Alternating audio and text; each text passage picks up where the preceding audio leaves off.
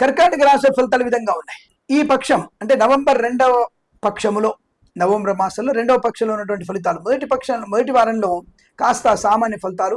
కానీ ఈ 2వ పక్షంలో 4వ వారం అంటే 2వ వారం, నెలలో 4వ వారం, ఈ పక్షంలో 2వ వారం చూసుకున్నట్టయితే మీకు తప్పనిసరిగా మీకు అదృష్ట యోగం ఉంది.